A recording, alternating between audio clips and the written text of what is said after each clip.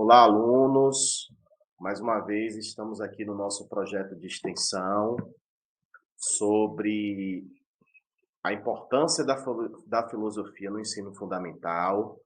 Hoje eu vou falar para vocês aqui sobre o que é filosofia, tá certo? É a nossa segunda aula desse projeto de extensão, que faz parte do meu estágio supervisionado do curso de licenciatura em filosofia. Hoje vou mostrar vídeos para vocês explicativos sobre a filosofia, essa ciência mãe, a ciência que dá origem a todas as ciências, a disciplina que levanta a dúvida, o porquê, a disciplina que levanta o questionamento, tá certo? Também vamos ter acesso a textos e também a links de artigos, tá bom? Um bom aprendizado e boa aula a todos. Obrigado.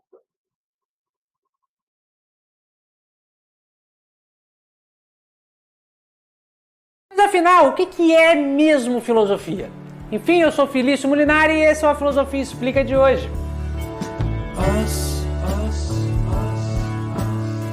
Tem uma pergunta que volta e meia a gente tem que responder aqui no canal, é a pergunta, afinal, o que é filosofia? Não adianta, toda vez aparece alguém aqui perguntando, quando não é aqui é na sala de aula, ou todo semestre que eu começo eu preciso explicar o que é filosofia.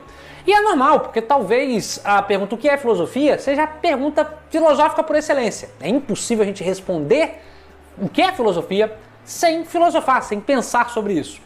E vamos lá, então, para você que tem dúvida, que caiu aqui nesse vídeo, vamos lá tirar essa dúvida sua. E caso você tenha alguma dúvida, pergunta ou sugestão de vídeo, você pode deixar aqui nos comentários, ou então ir lá no meu Instagram, lá a gente pode conversar de forma mais direta. Mas enfim, chega de papo, bora explicar o que é filosofia. Para início de conversa, e é um caminho tradicional que muitas pessoas seguem, é bom a gente diferenciar o pensamento filosófico daquilo que normalmente a gente chama de senso comum. Não ache que senso comum é um pensamento ignorante. Nem sempre. Às vezes o senso comum tem muita inteligência nele também. A inteligência adquirida pela cultura e tudo mais. Mas o que é o senso comum? O senso comum é aquele senso que a maioria das pessoas tem, muitas vezes, é aquela ação que você faz de forma irrefletida. Normalmente você tem ali uma noção básica do que é amizade. Você precisa disso para saber se fulano de tal é seu amigo ou não. Você tem uma noção básica ali, meio que impensada do que é bom, do que é belo, do que é, por exemplo, justo. Quando você vê alguém, sei lá, roubando algo de outro, você fala, isso não foi justo. Mas você fala isso de forma irrefletida. Ou seja, normalmente a gente repete muito aquilo que a gente aprendeu dos nossos pais, da nossa cultura, a nossa religião, muitas vezes. E quando a gente não reflete sobre isso, normalmente a gente está dentro do senso comum. Do senso comum. É óbvio que o senso comum, como eu disse, muitas vezes nos traz coisas boas. Por exemplo, a gente pode ajudar o próximo sem pensar por que a gente faz isso. Isso é uma coisa muito boa. Mas às vezes a gente pode ter movimentos e ações muito ruins porque a gente não pensou sobre elas. E é aí que a atitude filosófica entra. A atitude filosófica, ela vem para romper, de certa forma, com o senso comum. A atitude filosófica é aquela que primeiro causa um estranhamento. Como assim estranhamento, Felício? Sim, normalmente a gente não estranha a vida. A gente vai vivendo, acorda, dorme, joga videogame, vai pra escola, come hambúrguer, toma Coca-Cola. A gente não pensa sobre as coisas. Mas em alguns momentos da vida, a gente nos causa estranheza, a gente toma um susto, digamos assim. Por exemplo, acabei de falar aqui, mencionar que você vê uma ação e fala, olha, isso não foi justo. Se você parar agora para me dizer, afinal, o que é justiça? Você tem que parar, você vai precisar falar algo. E para falar você vai precisar pensar um pouco. Afinal, o que a gente considera justiça? Olha, quando alguém bate em alguém, eu não acho isso justo. Mas toda vez que alguém agride alguém, enfim, e quando está numa situação de autodefesa, o que de fato faz uma ação ser justa ou não? Isso aqui é só um exemplo. Ou seja, quando você é pego de surpresa e precisa pensar sobre algo. Pensar racionalmente sobre algo.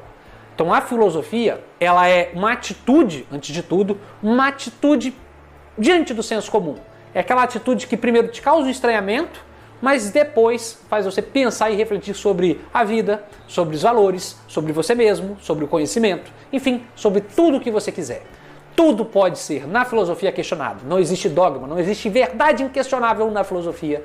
Tudo pode ser questionado por meio da razão. Mas aqui é preciso atenção. muita atenção. Filosofia não é só o ato de ficar fazendo pergunta, né? E isso é um chato de galocha. Não acho que filosofia só tem essa parte que eu chamo de a parte negativa. Claro, fazer perguntas é essencial para a filosofia. Se perguntar o que é justiça, o que é a verdade, qual é, por exemplo, o sistema social mais útil, mais aprazível, isso tudo é muito importante. Mas essa é a parte negativa da filosofia. Todo filósofo, de fato, ele precisa ter uma parte propositiva, que é tentar propor algo. Você não pode ficar só ali se perguntando o que é filosofia, o que é ética, o que é a verdade. Não, você precisa responder essa pergunta, ou tentar responder. Então, aqui há algo essencial que muitos se esquecem. Filósofo não é só aquele meme na internet que fica perguntando o que é o belo, o que é ética, o que é virtude. Não, o filósofo é aquele que se pergunta isso, primeiro ele tem um estranhamento, depois do estranhamento, ele estranhou a realidade. Por exemplo, isso é muito comum quando uma pessoa tem uma morte na família, por exemplo. Se você perdeu um ente querido nessa pandemia, meus sentimentos, eu também perdi, mas para muitos esse sentimento de perda, de luto, é o momento que você freia e fala, olha, afinal, o que é a morte? Afinal, o que eu estou fazendo com a minha vida? Afinal, qual o sentido da vida?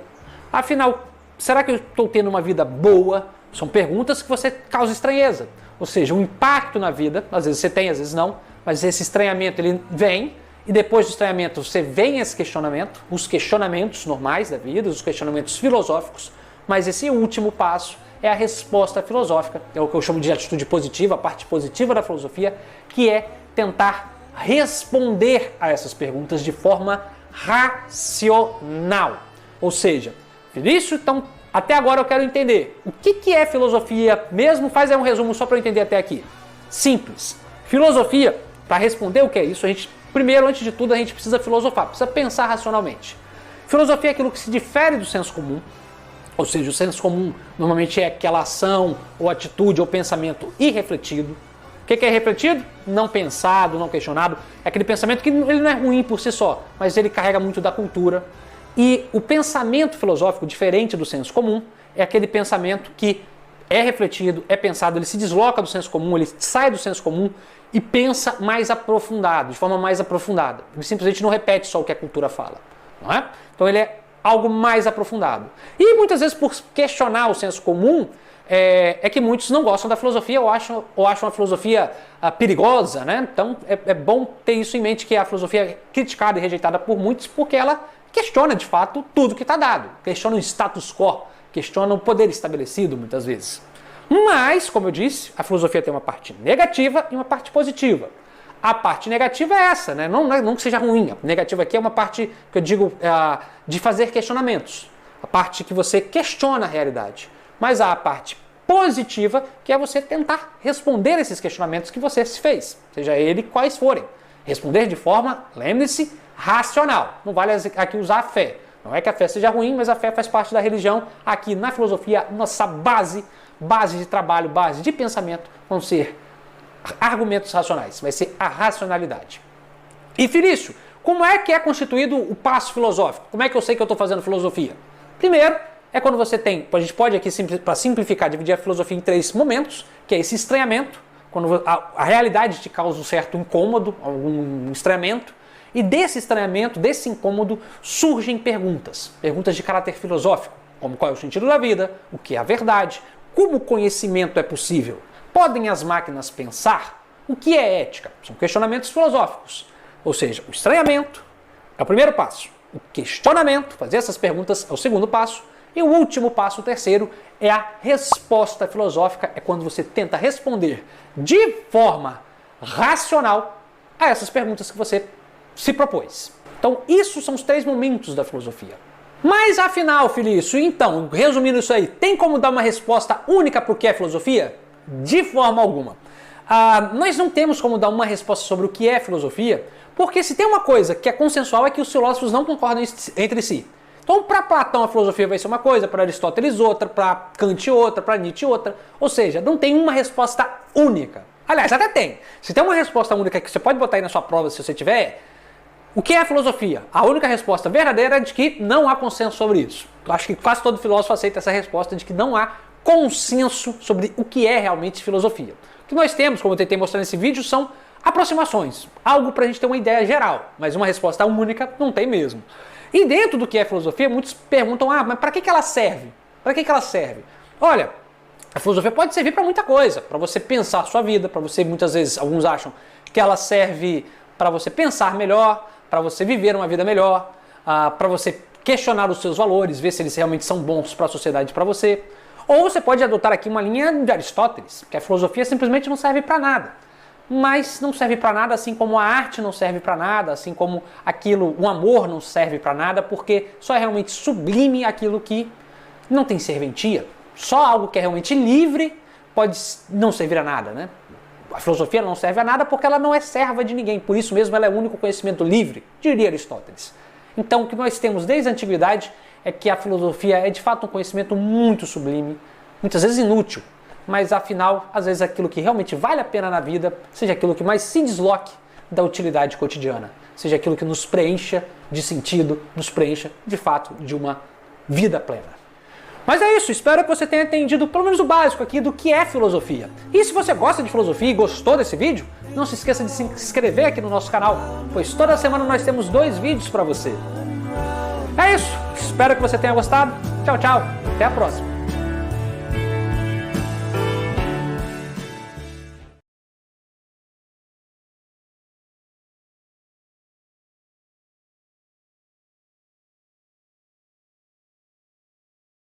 Mas afinal, qual é a utilidade da filosofia? Para que ela serve? Enfim, eu sou o Felício Molinari e esse é o A Filosofia Explica de hoje. Se você é professor de filosofia, ou mesmo se você é aluno, com certeza alguém já deve ter te perguntado para que serve a filosofia? Qual é a utilidade dela? Bom, eu como professor de filosofia recebo sempre essa pergunta, desde de alunos calouros que estão tendo primeiro contato com a filosofia, até pessoas até com um certo tempo na academia, na universidade. Muitos costumam me questionar a respeito dessa utilidade, dessa serventia da filosofia. E a gente tem um monte de respostas para isso. Normalmente não é só uma resposta. Tem aquela velha resposta clássica que as pessoas dizem, né? Que a filosofia serve para a gente pensar melhor, para a gente mudar o mundo. Mas a verdade é que as respostas vão para muito além disso. Então, nesse vídeo, o que eu fiz foi separar as principais respostas ao longo da história da filosofia para dar para você, fazer aqui um resumo geral. Então, se você quer saber de forma resumida qual é a utilidade da filosofia e qual é a grande questão filosófica por trás dessa pergunta, fica nesse vídeo que ele foi feito para você. Mas antes, deixa eu já te convidar. Se você gosta de filosofia, cultura, vida acadêmica e arte em geral, não se esqueça de se inscrever no nosso canal, porque toda semana nós temos 2 vídeos novos para você. E também te faço um convite, se você tiver alguma sugestão de vídeo ou alguma dúvida, você pode deixar aqui nos comentários ou ir lá no meu Instagram. Lá a gente pode conversar de forma mais direta, mais espontânea. Então, fica aí o convite. É isso, chega de papo, bora pro vídeo. Bom, a verdade é que a questão em volta da utilidade, da possível serventia da filosofia, ela existe desde os gregos antigos, desde a antiguidade filosófica, ela vem aí perseguindo os filósofos. E são várias respostas que a gente pode dar. Normalmente, na antiguidade, a resposta que se tinha é que a filosofia, o pensar filosófico, essa atividade filosófica, ela nos ajudaria a ter uma boa vida, uma vida feliz, né?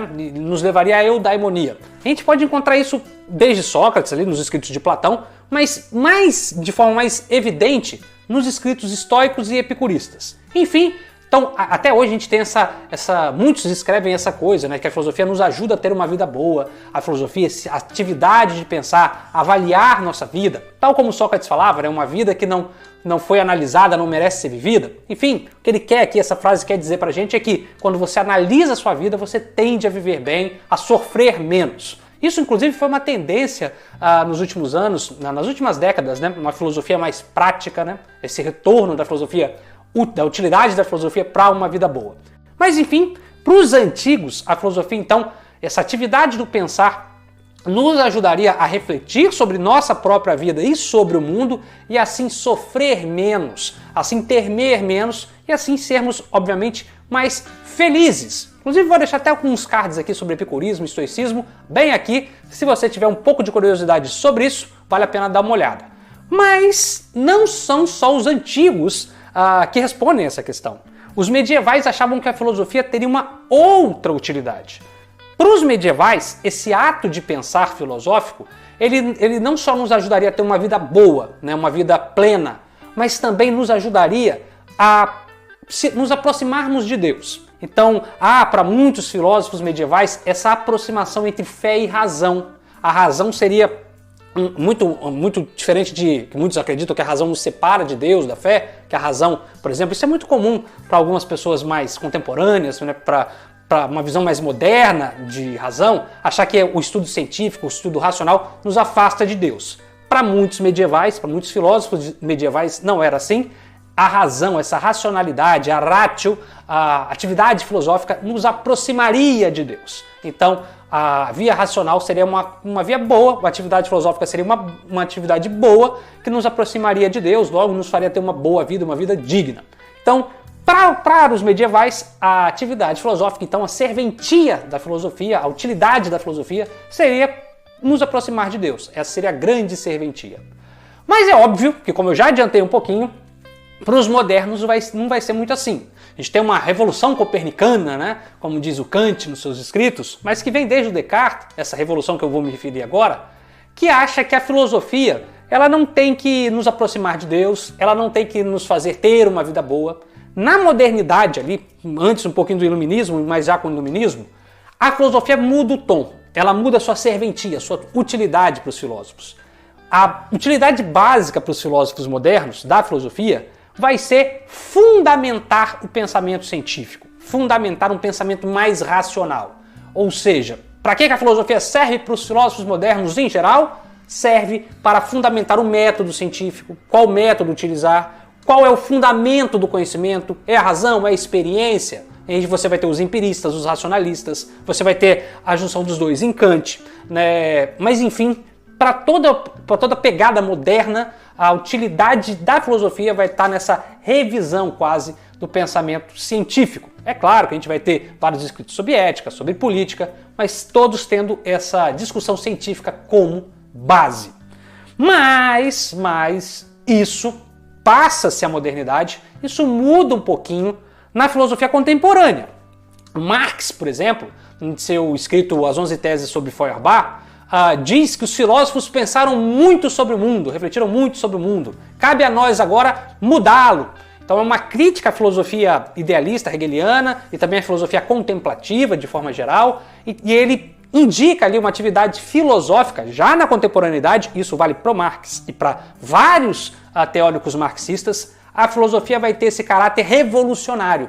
Para Marx, então, aí você vai começar a ver que algumas respostas a essa pergunta para que serve a filosofia? A filosofia serve para mudar o mundo. Bom, esse mudar o mundo de forma revolucionária está muito ligado a Marx, essa utilidade prática, essa serventia prática de mudar o mundo para melhor, de operar no mundo. Então, para Marx, então, a filosofia sai do campo teórico meramente especulativo e deve se juntar ao povo, deve mudar o mundo, deve fazer aí uma grande revolução na história.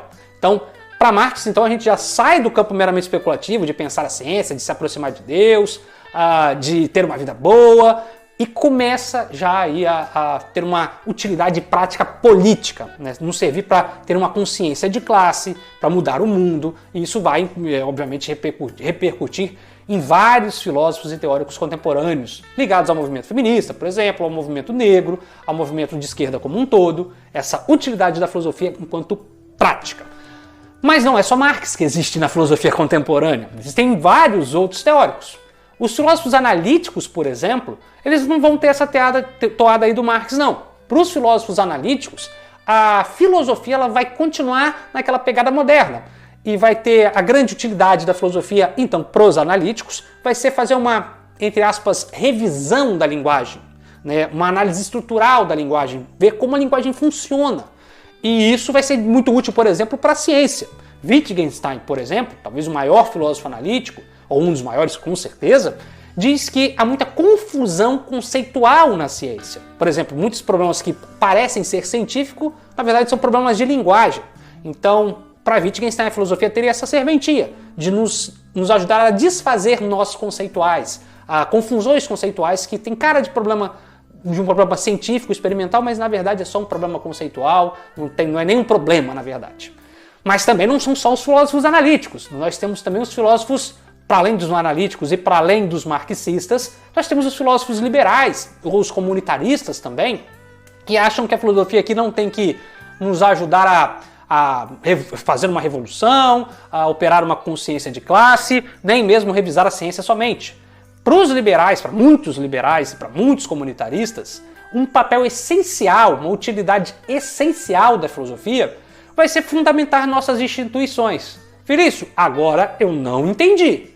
Simples. Vou dar um problema aqui básico, porque na verdade é um problema bem em voga ultimamente. Afinal, para que serve o STF, né, o Supremo Tribunal Federal? Para que serve o Ministério Público? Para que serve, ou qual deveria ser a serventia da escola? Enfim, podemos ter um ensino domiciliar? Ou será que a escola é essencial? Enfim, STF, Ministério Público, a escola, todas essas instituições são instituições muitas vezes de caráter público. E aí a filosofia vai servir para nós pensarmos essas instituições e fundamentarmos qual é a sua necessidade, qual é o seu dever. Ou seja, a filosofia aqui serviria para nós estruturarmos muitas vezes e repensarmos a nossa sociedade no que diz respeito às instituições, como elas funcionam. Olha, o Ministério Público está tendo muita força, então vamos botar aqui uma outra instituição regulativa. Olha, o STF está exacerbando no poder, está fugindo dos seus poderes, está ficando muito forte, então vamos tentar pensar aqui em outra forma. Olha, agora o presidente está tendo muito poder, vamos pensar em outra forma. O que eu quero dizer é, para muitos filósofos liberais, a revisão das instituições buscando um equilíbrio, um bem-estar social, uma maior equidade, né, ligada à justiça, né, seria um papel essencial da filosofia. Bom, como vocês podem ver, nós temos várias respostas ligadas à serventia da filosofia. Para os antigos, a filosofia nos ajuda a ter uma vida boa. Para os medievais, a filosofia, essa atividade do pensar, nos ajuda a nos aproximarmos de Deus, da fé, da religiosidade. Para os modernos, a filosofia vai ter uma serventia muito grande para fundamentar a ciência. Para os contemporâneos, há várias utilidades diferentes, para Marx e para os marxistas, para operar uma consciência de classe ligada à revolução, mudar a história. Para os analíticos, ajudar a ciência no seu desenvolvimento.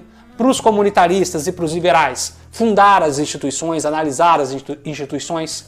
Mas, para finalizar, eu gostaria de trazer talvez aquele que foi o maior filósofo da história e que nos ajuda muito nessa questão, que é o Aristóteles. Para o Aristóteles, a serventia da filosofia não existe. Para Aristóteles, a filosofia não serve para nada, porque só por ela não servir a nada, é porque ela não é serva de ninguém, de nenhum outro conhecimento. E por isso mesmo, só a filosofia é livre, porque ela não tem que servir a nada nem a ninguém. Então, esse caráter de não serventia para Aristóteles da filosofia, esse caráter não prático, que não busca servir a nada nem a ninguém, faz com que a filosofia seja o conhecimento mais livre e, por consequência, o conhecimento mais sublime. Então, eu tendo a ficar um pouco de Aristóteles. Talvez aquilo que seja mais essencial, mais sublime de nossas vidas, não tenha um caráter prático. Talvez o mais sublime seja realmente algo contemplativo, como as artes. Para que servem as artes? Nada. As artes preenchem nossa vida, a música preenche nossa vida, assim como a literatura preenche nossa vida. Ninguém deve ou deveria ler um livro de literatura buscando, eu vou ler esse livro de literatura para passar no vestibular. Não, você vai ler porque é bom, porque você gosta, porque preenche a sua vida de sentido muitas vezes. Eu acho que é por aí que a gente tem que ir. Se eu tivesse que escolher uma resposta, para mim seria isso. A filosofia não tem serventia, porque ela não serve a nada nem a ninguém. E por isso mesmo, ela é o único conhecimento de fato livre e sublime, bem como diz Aristóteles. Mas enfim, é isso. Eu espero que você tenha gostado do vídeo, que ele tenha te ajudado a pensar sobre a serventia da filosofia. E se você gostou, não se esqueça de curtir e se inscrever no nosso canal, pois, como eu já disse, toda semana nós temos 2 vídeos novos para você. É isso, espero que você tenha gostado. Tchau, tchau. Até a próxima.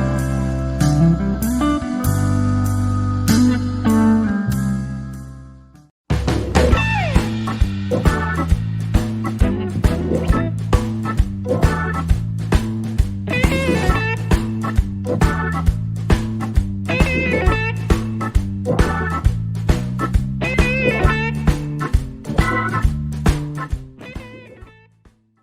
Estamos aqui em mais um Diálogos da UNB TV. Eu, professor Pedro Gontijo, e vou estar hoje dialogando aqui com o professor Rodolfo Lopes, ambos professores do Departamento de Filosofia da Universidade de Brasília. E hoje vamos estar aqui dialogando sobre um tema extremamente interessante, apesar de ser suspeito para falar sobre ele, que é para que serve a filosofia? É muito bom estar contigo aqui, Rodolfo. Muito obrigado, Pedro. É um prazer estar contigo aqui também. Eu queria começar por agradecer o convite, que me honra bastante. Desculpa. Então é a primeira vez que eu participo assim num diálogo destes. Agradeço o convite e podemos passar já ao tema. Então, veja bem, eu trabalho muito com escolas, né? Visualizo muito essa presença da filosofia nas escolas e em outros espaços também, Rodolfo. Uma das questões que normalmente intriga é que as pessoas, parece muito fácil entender para que serve estudar a língua portuguesa, estudar literatura. Ninguém se pergunta por aí por que estudar matemática.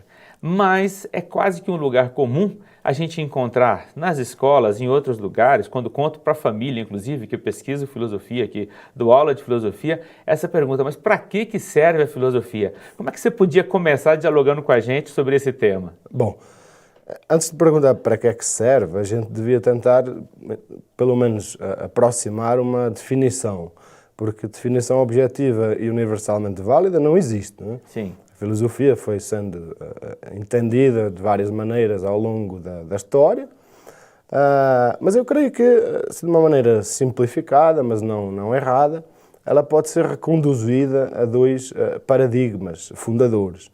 O primeiro de Platão e o segundo de Aristóteles. Né? Quais são as diferenças? O paradigma vigente, a noção comum de filosofia, enquanto uma teoria, né? Algo especulativo, introspectivo, aquela imagem do filósofo contemplando o horizonte, pensando, sabe-se lá em quê, desligado da realidade.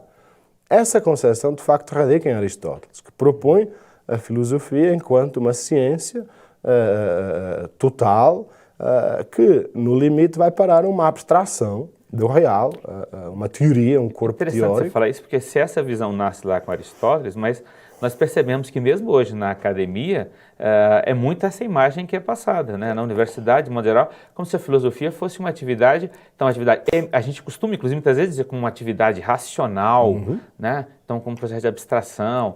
O primeiro contato que muitos alunos têm com os textos escritos aí pelos filósofos parece algo meio que fora de fato do mundo, como algo que não tivesse uma relação com o cotidiano da vida, né? Então, essa seria a primeira perspectiva que você diz, e que então nasce com Aristóteles, mas que, na verdade, a gente percebe ela presente no nosso meio hoje.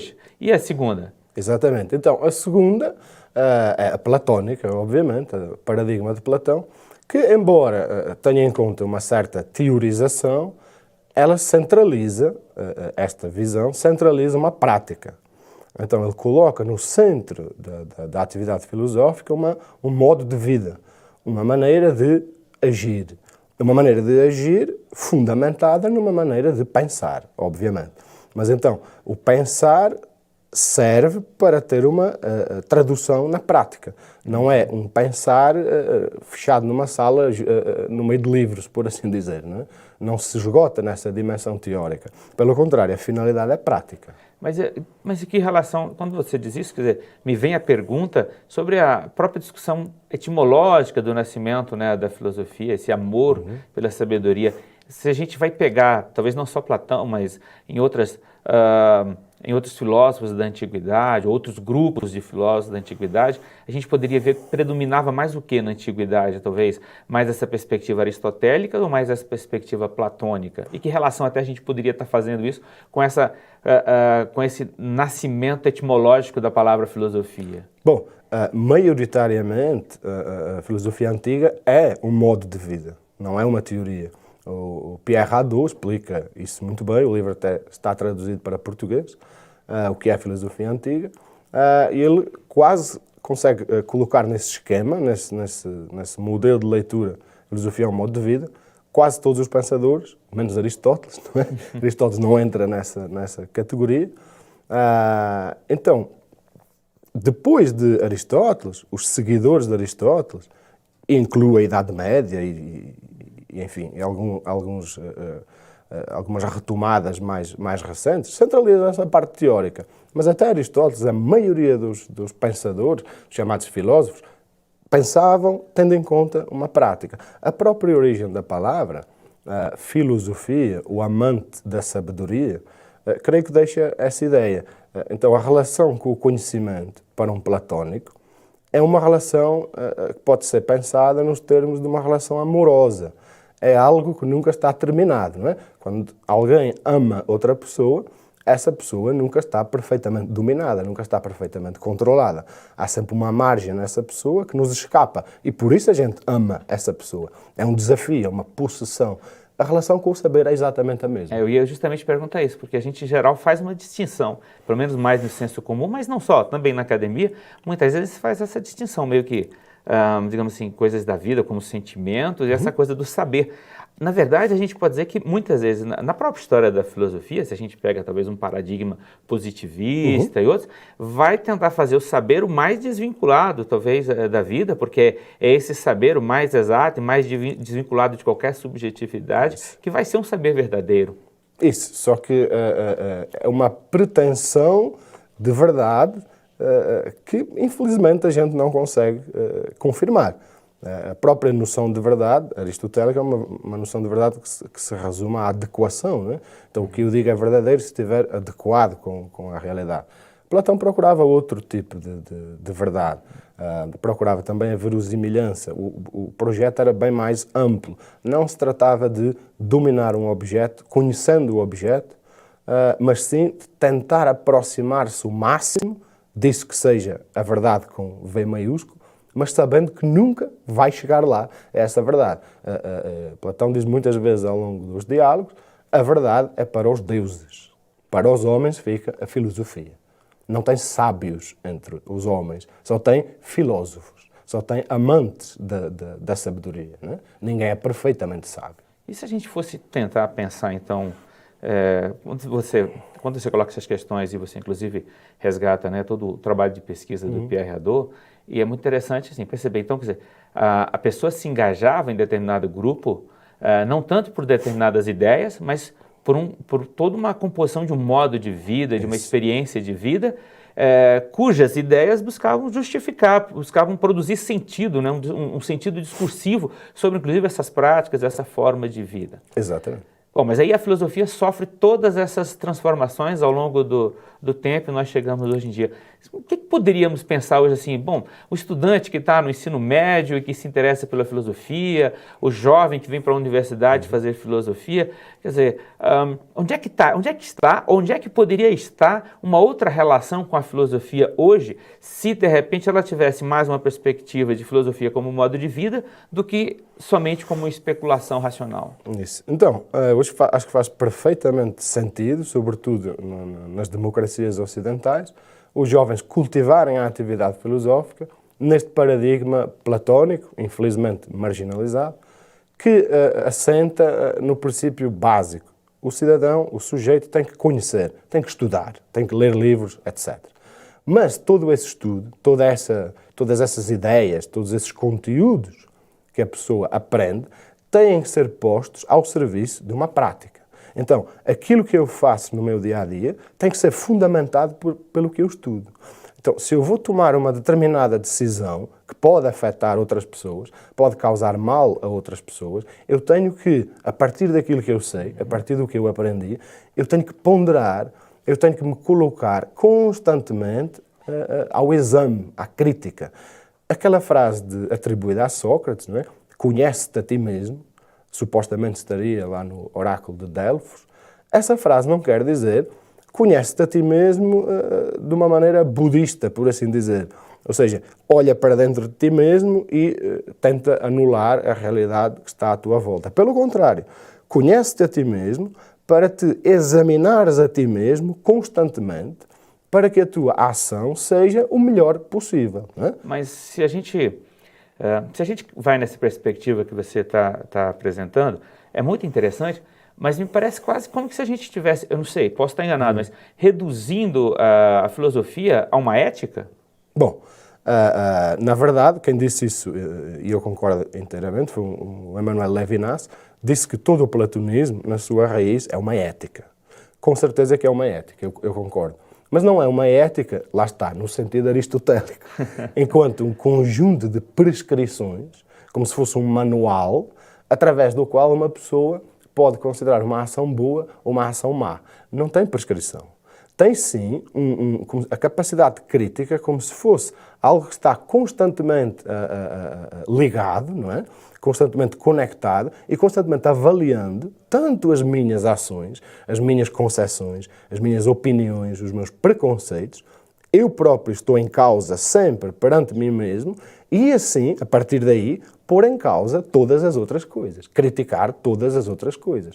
Não aceitar respostas prontas, teorias pré-fabricadas que basta engolir e repetir. Não, é preciso levar ao tribunal, se quiser, metáfora kantiana, ao tribunal da razão, todas as conceções, todas as opiniões e considerar, aliás, nunca considerar que essa tarefa está terminada. A tarefa só termina quando a gente morre, simplesmente. Né? Essa sua fala me faz entrar em questionamento do meu próprio trabalho, seja quando eu trabalhava como professor de filosofia nas escolas de ensino médio, seja atualmente quando eu trabalho com a formação de professores de filosofia. Porque me parece que boa parte do esforço que nós, aliás, você também como professor, né, de licenciatura, de bacharelado, parece que boa parte do esforço que nós fazemos na universidade com os nossos estudantes de filosofia e mesmo com estudantes de outros cursos, quando fazem disciplinas da filosofia, é colocar para eles muitas teorias. Isso.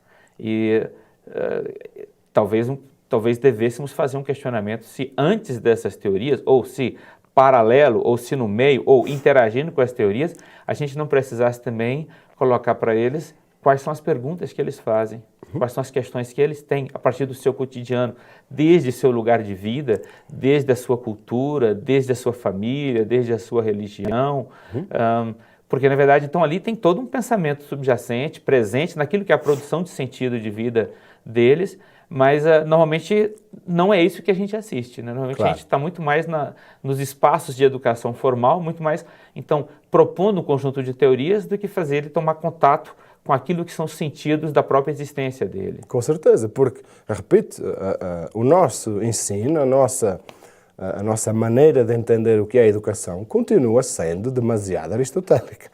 Uma pessoa entrega aos alunos uma série de conteúdos, livros, artigos, etc. Eles memorizam os conteúdos que a gente lhe entrega e devolvem na prova. Isto é um ensino aristotélico. O que eu tento fazer nas aulas, ainda que tenha este espectro sempre por cima de mim, a instituição é assim, o que eu tento fazer nas aulas é adotar uma perspectiva mais socrática. O professor, claro que dá textos para os alunos lerem, só que eles ficam lá no Moodle, eles leem se quiserem, e a aula é uma indagação sobre esses textos, é criticar esses textos. Eu digo sempre aos alunos, a vossa função enquanto aluno não é aprender aquilo que eu ensino, é refutar aquilo que eu vos digo, é provar que eu estou errado. Isso é a vossa função enquanto aluno de filosofia. Né? Você trouxe isso enquanto professor, me faz lembrar muito de uma expressão do Gilles Deleuze, no Abecedário, onde ele disse que a função do professor é fazer com que o estudante encontre a sua solidão. Isso. Para que, de fato, é nesse espaço próprio dele que ele, inclusive, possa estar... Né, a expressão é muito bonita nesse sentido, de encontrar a sua solidão. Porque é ali onde ele vai encontrar os seus questionamentos e o caminho, de repente, de construção. Aliás, toda essa discussão que você apresenta, desse caminho platônico, me faz pensar também numa outra elaboração do Deleuze, não sei se você tem alguma reflexão sobre isso, quando Deleuze e o Guattari propõem que o nascedor da filosofia está no problema, quer dizer, sem ter um problema, aquilo, uma situação concreta, às vezes, do cotidiano, em que todo mundo vivencia, mas não se dá conta, não se pergunta, não se questiona, de repente, quer dizer, o papel do filosofar começa quando você problematiza, quando você desnaturaliza, desbanaliza aquela determinada situação e dela começa a suscitar questionamentos. E daí começa depois todo o processo de argumentação, de conceituação, né, de problematização dessa situação. Exatamente. E isso eu creio, é o maior tributo que a gente pode fazer à nossa singularidade. Porque se a gente se contenta em absorver uma série de conteúdos que todo mundo absorve, os alunos, por exemplo, então onde é que estou eu? Onde é que está o eu singular? Ainda não sou diferente de ninguém. Eu absorvi a mesma coisa. Agora, a partir disso que eu absorvi, se eu lançar as perguntas que realmente me inquietam, os problemas que eu detetei, então aí eu começarei a ser eu mesmo. Não é? Se quiser nietzscheanamente, então aí eu consigo superar-me a mim mesmo. Não é? Identificar aquilo que não é claro, aquilo que pode ser falacioso, aquilo ao qual carece um argumento, um fundamento. Ou seja, estar constantemente alerta com esse espírito de examinar e criticar. Né? Nessa linha que você fala, aí eu tenho uma preocupação, não sei se filosófica, mas uma preocupação prática. Em que medida a gente consegue, ou se é possível fazer isso, sem fazer com que a filosofia se torne, por exemplo, uma disciplina ou uma busca, uma atividade um tanto quanto elitista. Até porque, digamos, quem vai se aprofundar sobre isso é quem vem na universidade e tem contato com toda uma tradição, seja os aspectos hegemônicos ou minoritários, periféricos, inclusive do que essas tradições, que são diferentes tradições, né? Mas isso é acessível a um grupo muito pequeno de pessoas. Né? Então, como é que a gente poderia pensar a filosofia com todo esse aspecto, que não descarta o aprofundamento teórico, afinal de contas, os discursos, né, que as tradições vão produzindo, são discursos que aumentam o meu repertório de respostas, de perguntas e de respostas, mas ao mesmo tempo também, então, de uma filosofia que vai se tornando e vai se constituindo em mim como um modo de vida. Como é que isso pode justamente não se tornar algo meio que elitista? Isso pode estar acessível ao maior número de pessoas possível? Então, eu concordo que seja, infelizmente, elitista. Mas não creio que seja elitista por critérios sociológicos, económicos. É elitista no seguinte sentido: muito pouca gente consegue descobrir essa faculdade adormecida de criticar sozinho, autonomamente. A maior parte das pessoas precisa que alguém desperte essa capacidade. Dou-lhe outro exemplo de Sócrates. Sócrates dizia que ele não ensinava nada a ninguém. Ele era como uma parteira. Ele apenas assistia ao parto. A criança, metaforicamente, essa capacidade de fazer filosofia, já está lá dentro. Só é preciso alguém que ajude a criança a nascer. Então, uma solução que me parece bastante simples, ao mesmo tempo impossível de pôr em prática, explicarei porquê, seria, nas escolas públicas, no ensino básico e médio, obviamente, ensinar filosofia, mas não como um conjunto de teorias, né? Como dizia o Bacon, que a história da filosofia é como um palco. Entra uma pessoa, diz qualquer coisa, sai. Entra outra pessoa, então cada um tem uma teoria. Exato. Em vez de fazermos isto, talvez numa educação mais platónica, deixar de ensinar tanto conteúdo e ensinar a criticar. E a criança, pouco a pouco, se for sempre treinada na faculdade da crítica, ela vai chegar à maioridade insatisfeita com explicações pré-fabricadas, certo? Com a faculdade de crítica sempre ligada.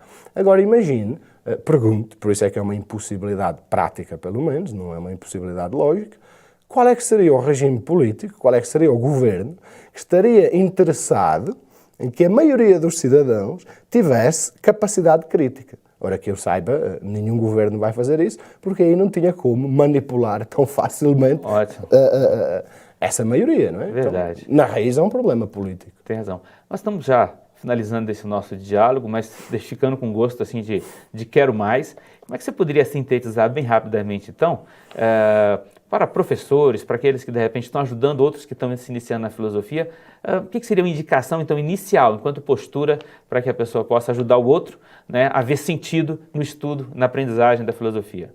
Então, a minha sugestão para todo mundo é ler mais Platão.